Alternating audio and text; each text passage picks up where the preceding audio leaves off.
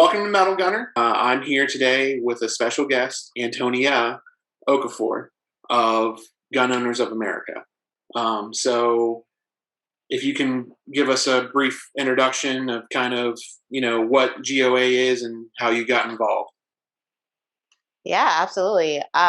So my name's Antonia Okafor, Antonia Okafor Cover, my married name. And it's gonna be 2 years that I've been with Gun Owners of America in November, I believe. So I brought over my organization Empowered 2A, which is a national organization that seeks to empower women through the Second Amendment.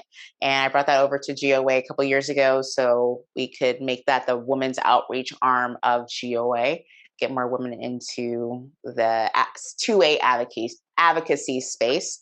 But I actually started out a few years ago, not too long ago. I was fighting for campus carry in Texas, where I was a college student.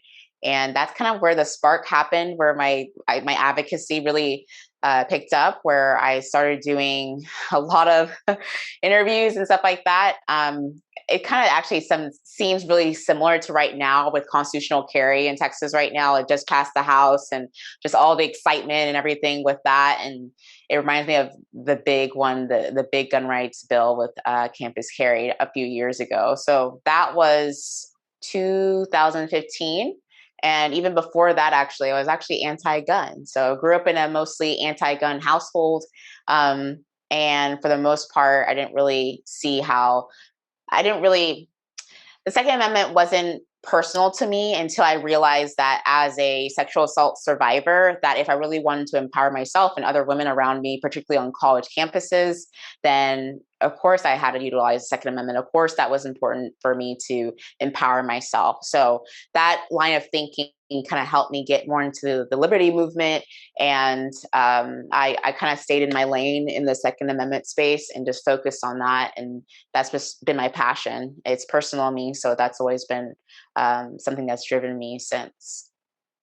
That's good to hear. Like, I was actually unaware as to why you became pro 2A.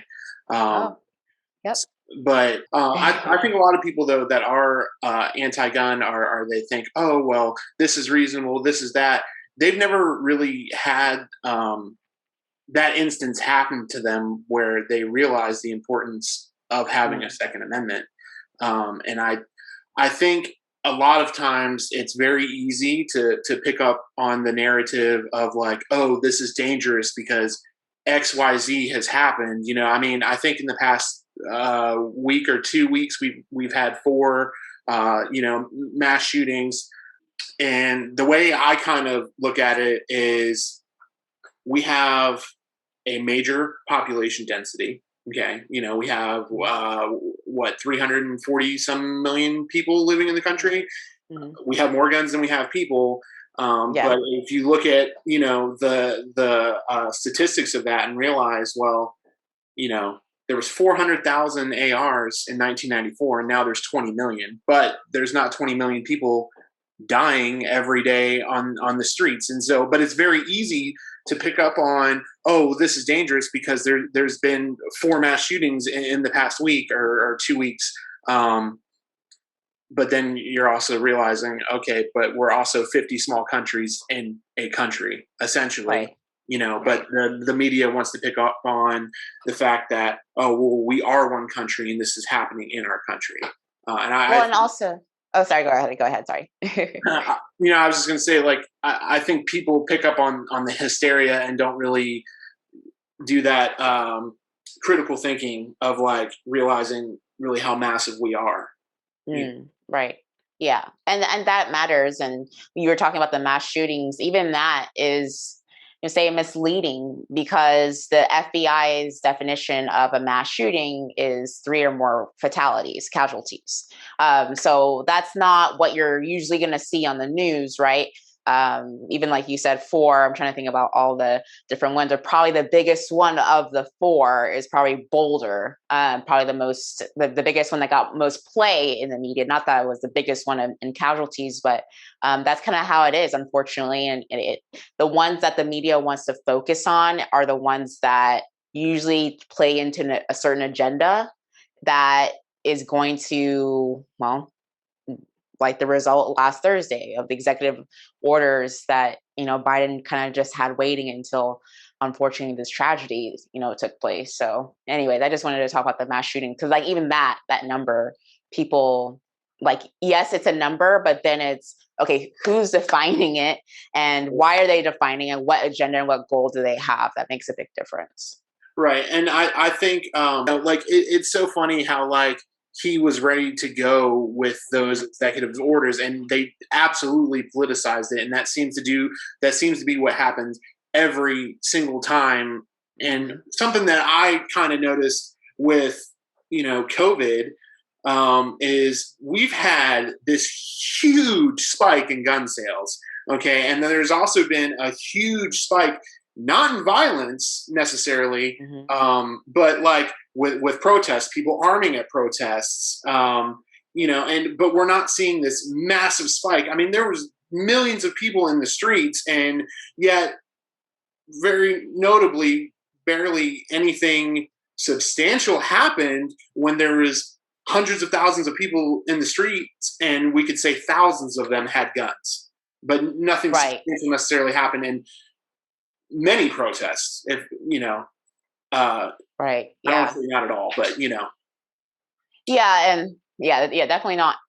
There was definitely issues, but yeah, for the most part, though, it wasn't a civilian with a firearm wasn't usually the issue, right? There wasn't, the altercations were usually between police officers and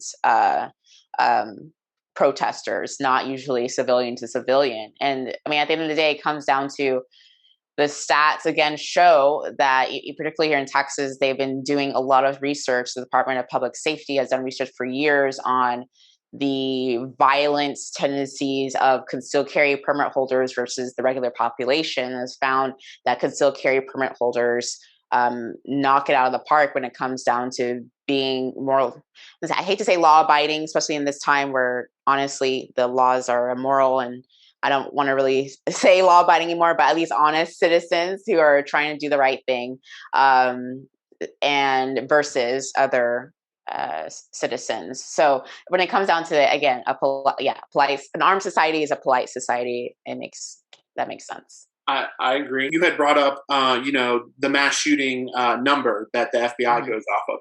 I think a lot of people too, like when you look at gun deaths, and that's the key word is gun deaths, not gun homicides. We see it's anywhere between 28 to roughly 40,000 people die by guns a year. But in those statistics, the majority of which is suicides. Okay. And then they also are counting death by cop into that number, which to me is intellectually dishonest, because at the end of the day, like, I mean, my personal opinion with police, we do have an issue in certain circumstances with police. I mean, we see it all the time. So my issue with that being, if we're using gun deaths as a statistic against regular everyday citizens, why are you including somebody who has a badge, who's an authoritative figure in that everyday citizen, statistic? Right. And I don't think a lot of people, realize that. Is that something that GOA has kind of went out and kind of spread out and been like, hey, these statistics are not somewhat, they are being dishonest to you in the way that they're worded? Yeah, I mean, Eric Pratt, especially, I've always looked up to him even before I joined GOA, and he has always been such an educator when it comes to a lot of these things. Like even for me, like I'm constantly learning and growing, but it makes a difference. Like you said, like for example, you were talking about those statistics, the FBI statistics. Like in 2019, they showed that more people were killed by hands, feet, and clubs than actual rifles for homicides that were used in homicides. So like that's the type of stuff that just kind of gets, oh yeah, okay. But look over here, like you were saying, 2/3 of gun deaths are suicides. Again, that's still a horrible thing, right? But it definitely doesn't play into the narrative that they want, because it comes down to, oh, only bad people use firearms, right? Or only guns are bad, right? Like, when it comes to any situation. But you're going to say 2/3 of the people who unfortunately succumb to suicide, that they're the bad person, or, things like that. Like, so they don't want that narrative to get out, and the statistics that are clearly there, they're not going to show the whole picture. So, man, it's a lot of that is calling that type of stuff out. I remember distinctly, very clearly, when I called that out on Pierce Morgan's show. When they have when they have a narrative, they get upset with you when they call them out on things. So, I mean, at the end of the day, it comes down, like, what you see on TV is mostly, unfortunately, entertainment for a producer or a TV show. It's not the everyday real conversations that people are having, like doing outreach, going, grassroots, talking to people. People in real life are a lot more reasonable, and also people have more time to deliver the facts, instead of like a 2 or 3 minute soundbite that's usually used against them, like right after the show is over. So. Right. So, one of the people that I follow, and I seem to think that he has a good voice in what he does, is Coleon Noir. And I watched his interview on Bill Mayer, and he was, I want to say he was like the only pro 2A advocate on this panel. And there was like 3 vehemently anti-gun, spokespeople on there, and they just like railroaded him, the whole time. But I mean, he pretty much got out of it in that interview, but they kind of tried to silence his voice. Why? Because he wasn't just a talking point. He actually had a good argument, and some of these people, it's not what they wanted to push, Yeah, they're regurgitating again. They're regurgitating their own talking points. Yeah. And then it's like, oh, wait, apply it. Oh, man, sucks. I didn't know we were going to go that level, like that deep. So, I mean, but that's the thing, though. I've seen it in person.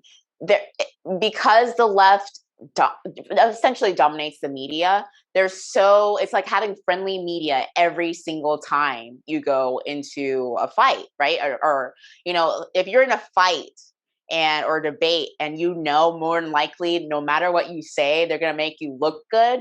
You don't really have to work on, like, keeping up to date on the statistics, because statistics change all the time. Year by year, new things come out, right? Or new events, or new laws, or policies. I constantly have to make sure that I can't afford to slip up and say the wrong thing when it comes to data points, or this study, or this person, because you're constantly scrutinized by these big organizations, these big media organizations and channels that want to find anything to make you look stupid.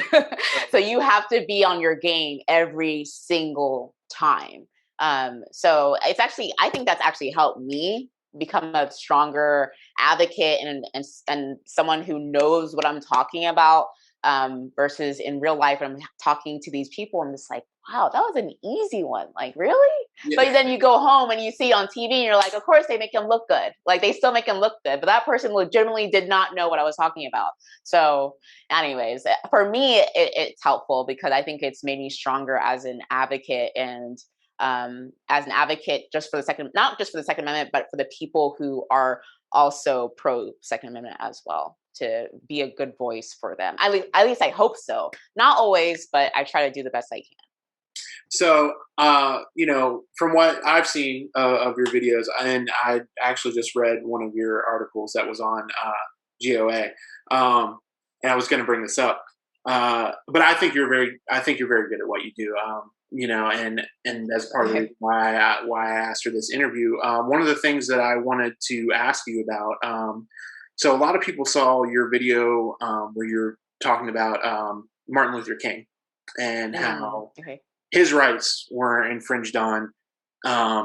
So really, one of the things that I want to bring up is, like, can you kind of explain to people that are listening some of the laws that are actually regressive and come from the Jim Crowe era and are meant to keep people of color from owning firearms, or maybe not keep them, but try to stop them, are being like, oh wow, this is a law, I have to pay this amount of money, and oh, now I don't want a gun. Can you kind of elaborate on that and explain to people the system that's been in place for so long and why it's an issue?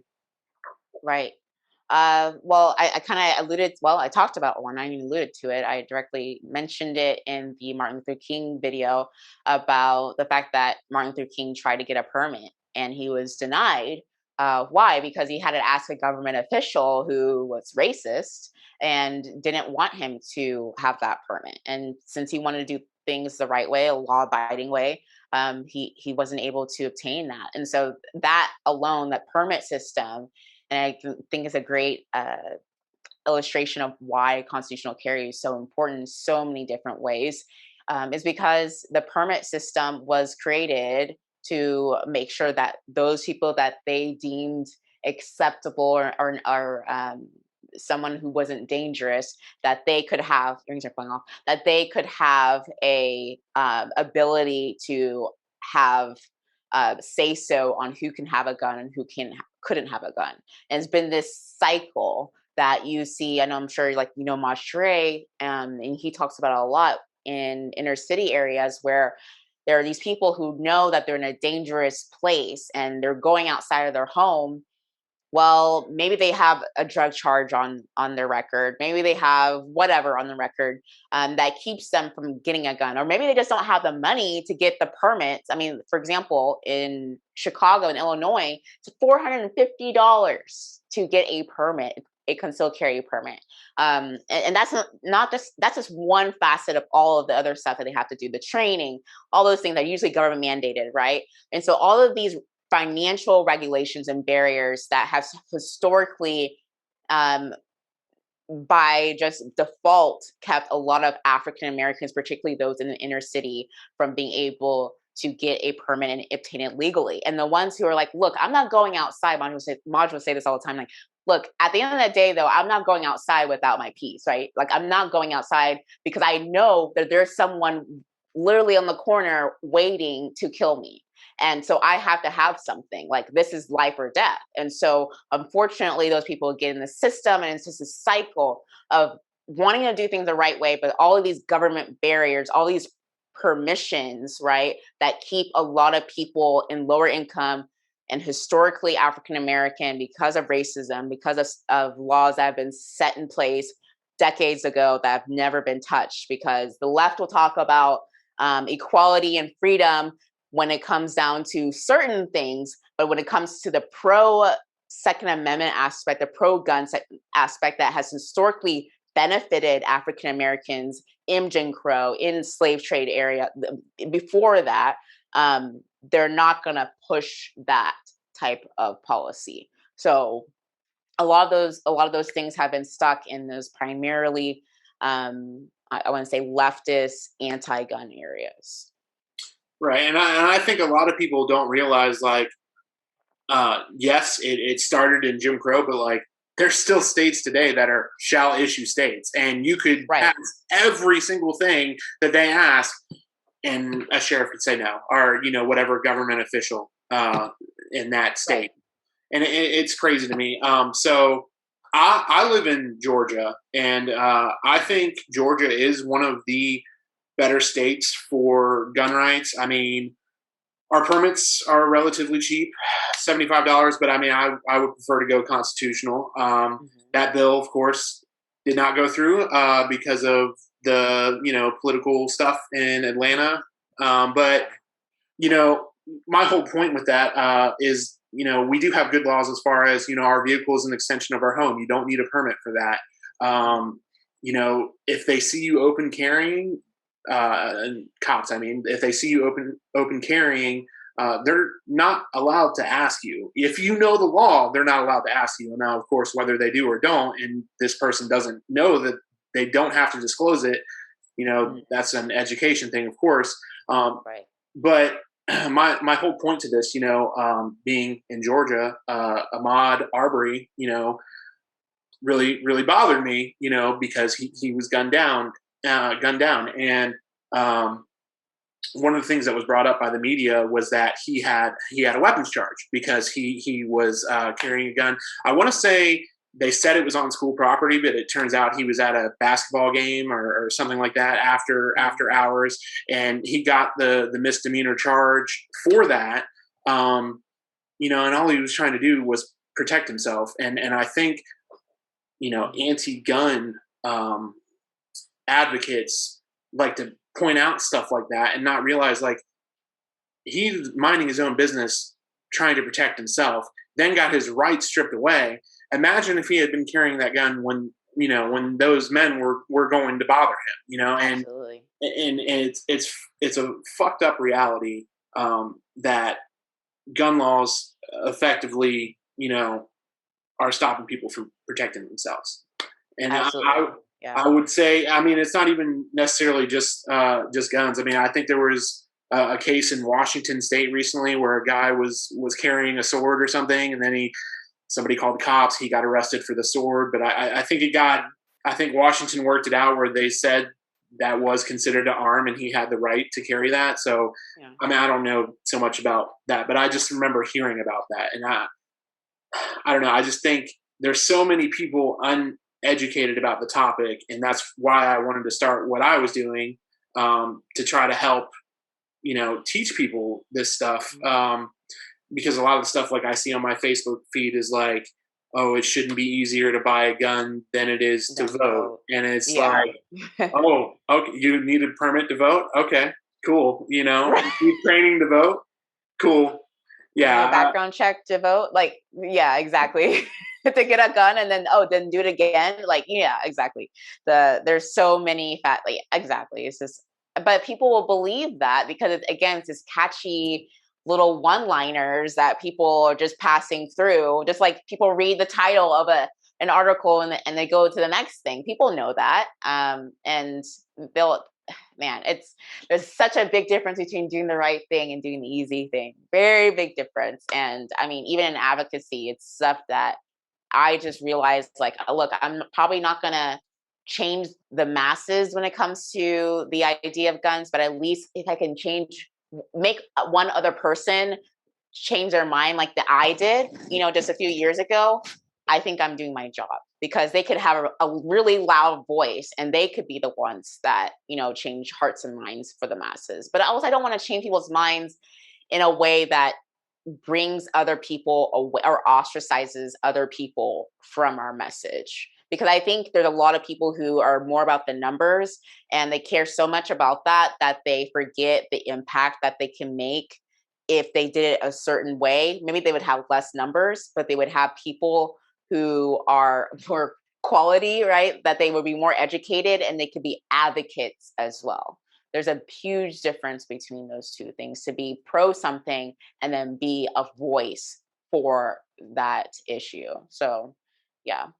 Yeah, I definitely think, there's a lot of pro-gun people out there and not pro-Second Amendment, and sometimes they're just as hurtful as anti-gun, advocates, Right. and Right. Yeah. trying to fight through that and educate. It's fun, Yeah. Yeah. It's a But I mean, process. there's always going to be that person. But I think through being rational and reasonable and educated, it kind of starts to change the tide. I was actually talking to somebody today about the National Firearms Act, and like he wasn't aware. Like, he knew you could buy suppressors, but he wasn't aware about the tax stamp and about how long it takes to get a suppressor. He wasn't aware that at one point you could buy machine guns. An everyday person wasn't aware of that, and so it was kind of cool to be able to educate on that aspect of it. And that's one of the things I really enjoy about like being able to do stuff like this, is just kind of spread the love, get the knowledge out there. Right. So one of the other things I want to bring up, so we kind of talked about the executive actions that have been talked about, and you guys have been very vocal about David Chipman getting nominated for the ATF. Can we kind of go into why wouldn't be a good thing, to say the least. Yeah. Oh, well, first of all, like the fact that there's an ATF is, let's just go that level. Like defund the ATF or abolish the ATF is our thing. But in the time being, unfortunately, we can't. Well, right now we're not able to. But yeah, this guy. First of all, he's not only he's obviously and blatantly anti-gun, and all these people that they're putting in these positions, particularly the ATF. I mean, there's two other things, by the way, that are part of the ATF, but firearms have become the dominant focus, and so kind of like how they've been packing the Supreme Court or courts in general of people who are essentially just judicial activists, right? They're just trying to be activists in their spot and position. It's the same thing with the ATF, which is a regulatory body that's not unelected, right? These positions are appointed, they're not elected. So the people really, there's no checks and balances with the people. And so things like Biden and this administration putting this very vocal anti-gun person on this very important position that's going to impact so many gun owners and the new 8 million gun owners that just joined the pack this last year.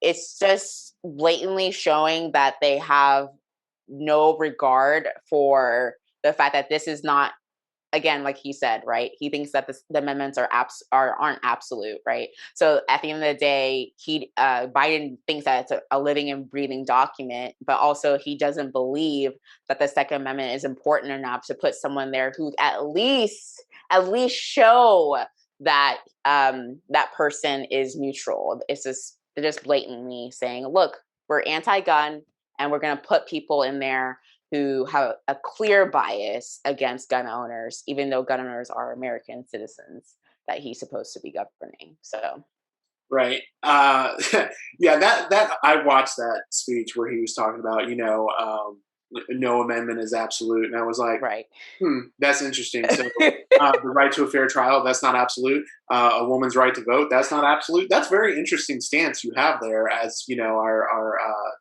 fearless leader. right. So and no one calls him on that. It's insane. I know.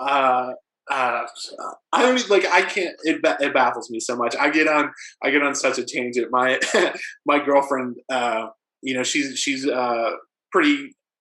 She's pretty like knowledgeable about this stuff, but I talk about it so much. She's like, just let it go. And I'm like, I can't. It's bothering me so much. But yeah. I don't know. I could go on like that topic in general because I've seen so many people too talk about like amendments not being absolute, and I'm like, yeah, I mean it's called an amendment, and we understand that, but like there's certain things that like should not be touched, and I think the one that says shall not be infringed probably shouldn't be touched. That should be left alone. It's kind of pretty clear. Very clear. Yes. Right. And yeah, I mean, it comes down to, and I think that's the best thing that we can do in these 4 years of this administration is to educate, because the big thing coming down the line is we all know, like, they want to ban firearms. They want to ban rifles. They want to ban AR-15s. Like, that's something that is going to be looked at, whether it's this year or the next tragedy when they're waiting for the next bill to come up and the next sickening opportunity for them to push, legislation that restricts more people's rights. But I see so many people on our side who, again, I see don't have the full education on even just like the Second Amendment, right? It wasn't until I studied literally these 27 words of the Second Amendment that I realized that, yeah, no, it's not just about self-defense. No, it's not just about hunting. This literally is about the right to keep and bear arms, meaning all arms, but it's because these forefathers are putting it in the Constitution to ensure that we, the people, we're able to have at least the equal amount of arms that the military had. Otherwise, how would we really have a fair fight? How would we really be able to go against the military if they become an oppressive regime and government? So that's when I realized, like, yeah, like, and it took me a while, but it took education for me to realize that was the point of the Second Amendment. And once you realize that's the point of the Second Amendment, then yeah, any arm is okay for the American people to have. There's no restrictions. There's no, well, do you need that? Eric practices all the time. He always says it's a bill of rights, not a bill of needs, right? And so like things like that help you realize, and that helps other people fight. So I just think that we educate, if we really just focus on that the most in these 4 years, we have 8 million new gun owners who are just waiting to hear from someone. We need to be that approachable person wanting to take them under our wing, and educate them. And it will take some time, but we will get more advocates going the right way if we do it that way. We just have to be very patient. So I agree. So besides a potential, assault weapons ban, right. you A know, second one. It's already happened before. right, a second one, right. But so besides that, one of the other things that has been talked about is like, magazine limit of 10 rounds. And I think a lot of people, when they hear that, they're like, oh, well, yeah, AR-15s hold 30 rounds, da da da da da. That makes sense. But then they don't really think like, oh, my Glock 19 holds 15 rounds, Mm-hmm. And I think that that's something that we need to focus on more as advocates, is like saying, hey, it's not just that AR-15 your buddy owns and you don't. It's also going to be your handgun. Right. I know there were some other proposals too. I want to say that there was some stuff talked about shotguns with a certain SVRs and yeah. So, but that stuff that I don't think a lot of people like realize. I mean, I've literally had arguments with people about pistol braces, like gun owners. Okay, like, okay, that's what you're saying. Yeah, rifles with pistol braces. And so, like, what is GOA doing to try to fight that? Because it seems like they're going to do their best to push that into is going to be on the National Firearms Act. So, right. Do you guys have somebody, talking to these politicians in Washington? Like, you have a foothold there, being able to advocate in person to these politicians, or? Yeah, we have a very dedicated. I mean, we're very vocal about that. We are the no compromise gun, lobby in DC and nationally, but that's where all the action happens in DC. So we have a guy named Aiden who's a head of the federal legislation policies in GOA, and he's there on the steps or in the Capitol, or talking to representatives and trying to get the coalition of people who are pro Second Amendment. We've been working with people like Marjorie Taylor Greene and all these really like Lauren Boebert, and like people who have gone to office because they are passionate about the Second Amendment, not just everything else, but particularly are very vocal and passionate about the Second Amendment. It's not just something that they just checked on the box of, oh, well, to be Republican or to be whatever, I have to be pro Second Amendment. These people are putting their words where their mouth is, or so it comes down to like, for example, Marjorie Taylor Greene, she has this bill right now that's out that's focused on defunding the ATF, because again, a lot of these rules, like I was saying, these regulations come from the ATF. It's not even, most of these laws don't even get passed, but it's the ATF making decisions. So the pistol braces, like all that stuff we already saw coming even before Trump got out of office. So, and that's why we're very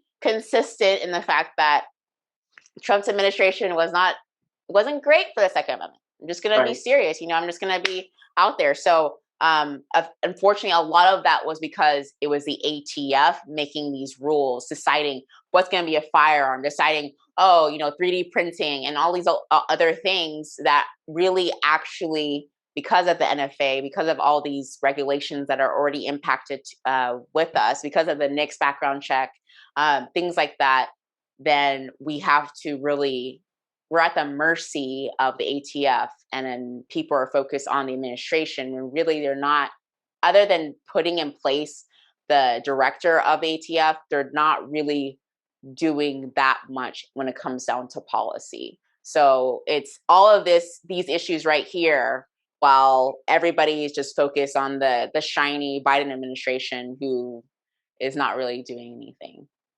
Yeah, I think that's something too that I try to tell people is like, hey, 2020 we talked about like restructuring police, defunding police because of them doing these unconstitutional things to everyday people, and like I get that, but here's this federal agency that Right. is a law enforcement agency, not a law legislation agency, and they've pretty much gone rogue. They're doing what they want to do, and nobody's holding them accountable.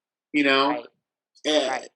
so to me, the David Chipman thing is definitely like holy shit. Like I just like terrifying. Right. um, Right. so I mean, I don't know, but I try to tell people about this so like they pay more attention to it, because guns have become such a politicized thing, which is so crazy that a right is so politicized. But people do get tired of like hearing the doom and gloom of it, and it's like, hey, but you still need to pay attention to this because it's when you're not that they're going to do Right. something. um, Exactly. Yep. I don't want to hold you up too much longer because I definitely held you longer than I told you I was going to. It's fine. So couple things. I want you to tell people where they can find you, Okay. where they can find GOA, and if they're interested in getting into the fight, what they can do to help GOA. Awesome. Yes. So you can find me on mostly Twitter and Instagram, Facebook as well. At Antonia_Okafor on Twitter and Instagram, and then Antonia Okafor Cover on Facebook. And I think I'm on TikTok too, but I don't really do much on TikTok right now. But then what else? Oh, GOA. So you can find GOA also. Most of the time it's at Gun Owners on Twitter and Instagram.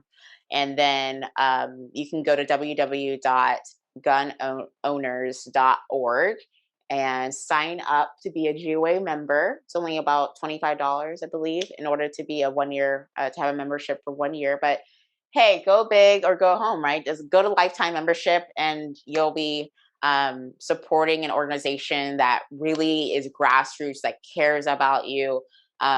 It has been a pleasure to be working with them for the last 2 years. And yeah, so if you want to join the fight, please join as a member, and you'll get to see a lot of things that are only for GOA members. For example, I'm the director of outreach as well. So again, Empower 2A, if you want to do more stuff when it comes to like women's outreach and you have a woman that in your life that that would love to be a part of GOA, but just needs more things that more geared towards women. Well, we have Empower 2A, which is part of GOA as well. So there are a lot of great things coming up, including a student organization called Frontlines, and we'll be kind of relaunching that soon coming Awesome. That is super sick to hear. I'm glad that you up. guys, continue to fight, and I'm very proud of everything you do. And you guys and Firearms Policy Coalition are who I send everybody to. Thank you. You guys are awesome. So let's see. All right, guys.